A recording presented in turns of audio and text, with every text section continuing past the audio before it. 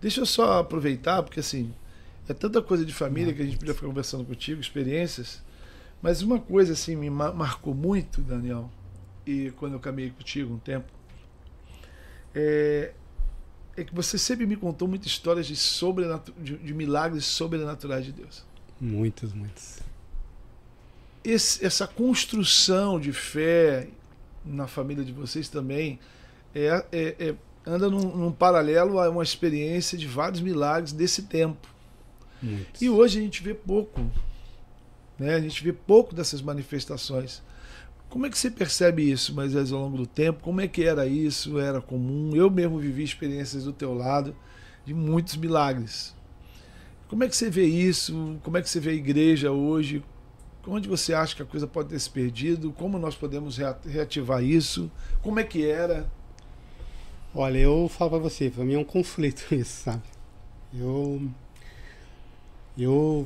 Isso me conflita muito, muito, muito, porque, como eu falei, eu venho de fases da igreja, né?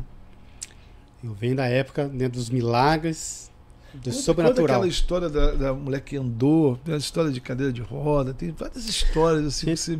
Tem muitas, e como eu falo, eu, graças a Deus, né, tive essa experiência, assim, que talvez muitos cristãos, até muitas pessoas não tiveram, mas eu vi muitos milagres, pessoas sendo curadas, gente, curadas, né, pessoas levantaram a cadeira, andar, muleta. Na nossa igreja tinha uma sala, gente, quando a gente entrava naquela sala, gente, era impressionante. Aquela sala era cheia de muletas, cheia de cadeiras de roda, cheio de óculos. Óculos. As pessoas, né, aquelas, eu não sei dizer, aquelas partes que quem tinha paralisia infantil usava, né?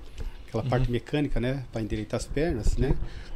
Tinha, tudo aquilo tinha na igreja, ou seja, as pessoas iam e voltavam curadas para casa. E isso, gente, o que eu acho mais legal nessa questão de construção é que as crianças, nós crianças, viam ali, junto, acontecendo ali na hora do culto, vamos dizer, né, a cores é ao vivo ali na hora, aquilo acontecia, tá entendendo? Então, e isso, o que é importante, né? Alimentando a nossa fé, tá entendendo? Exatamente. Alimentando a nossa fé, né? Porque aquilo fazia com que nós saíssemos dali, né, ousados assim para falar de Jesus para todos, né? Com aquela convicção. Porque eu sempre digo, uma coisa é você falar de Jesus e outra coisa, eu acredito em Jesus. Sim, estava vendo, né, o que tá o poder entendendo? de Deus ali, né? Então hoje eu vejo assim que muito se fala de Jesus, muito se fala, né? Mas às vezes eu acredito que as pessoas não acreditam no que Jesus pode fazer. Então as pessoas acabaram perdendo nessa caminhada e eu posso assim, né, na minha opinião, dizer o seguinte, que quando você depende de Deus, né, para tudo, nós vimos hoje, né, na pregação ali de manhã que Davi, quando a família foi saqueada, ele não saiu correndo, ele foi consultar a Deus, eu vou ou não vou? Isso é uma dependência de Deus. A família dele foi levada também. Sim. Né? Qual que seria, né, a nossa decisão, natureza humana? Sair atrás daquilo que é nosso, né? De família. Então, consultar. Então, eu vejo assim que essa dependência de Deus, né, a igreja, né, na época, eu falo assim, a igreja já de Atos ali, essa dependência de Deus. Sim. Entendeu? Paulo, né, recebia conselhos do Espírito Santo para ir ou não ir, vai para aquela cidade, não vai, né? E teve um momento que ele não quis ir, mas não, você vai sim. Então, essa dependência que eu vejo que hoje a igreja, e talvez está isso ligado a um versículo que fala, por se multiplicar a ciência, né? Então, a ciência, o amor de muitos esfriaria. Sim. Então, a ciência hoje, ela é boa, né? Ela contribui muito, né, com seus recursos para nos ajudar. Só que, né, por a ciência se desenvolver muito, a nossa fé, né, acabou se perdendo na caminhada. Então nós temos hoje, né, fé naquilo que eu tenho na mão, no que eu posso resolver. Sim. Porque a ciência te dá essa condição. As pessoas acham que Deus só vai agir para te dar recurso na sua mão. Uhum. Né? O agir de Deus se tornou eu ter um emprego, o agir de Deus tornou você. Isso O foi sobrenatural processual, é pouco, É né? processual. Nesses 40 anos, que a gente pode dizer mais ou menos de observação, até mais, um pouco. Processual. Até mais, é processual, né? Você foi percebendo as transições e você... Sim, né? Eu falo assim, às vezes, que a minha época, aquela época assim de muita oração, né? Então nós tínhamos uma cultura na igreja assim, bastante oração, bastante poder, né? E realmente, né? Nós tínhamos uma fé, né? Que eu falo para vocês, gente, né? Eu vi milagres na minha vida, né? Eu mesmo fui curado, né? De doenças, Sim. que chegou uma altura que um médico me desenganou também, porque naquela época não tinha recursos, né? Era um hospital para atender vamos dizer, uma cidade inteira. Nossa. Não existia posto de saúde naquela época, assim, tipo, né?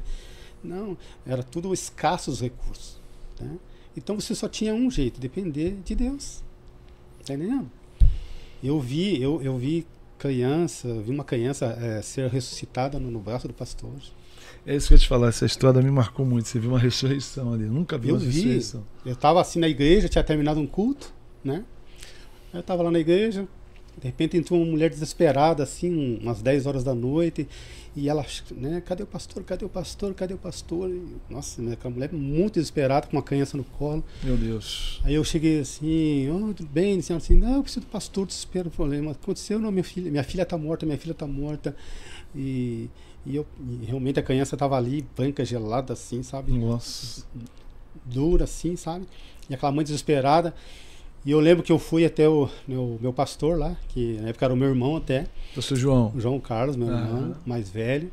E eu falei, pastor, é o seguinte, tem uma mulher desesperada lá que o filho dela morreu, tá no colo e ela quer o pastor. Até ele falou assim, Moisés, não brinca. Eu falei, não, pastor, é sério mesmo, vamos lá. Daí ele foi, aquela mulher assim, falou assim, né, pelo amor de Deus, me ajuda, me ajuda, me ajuda.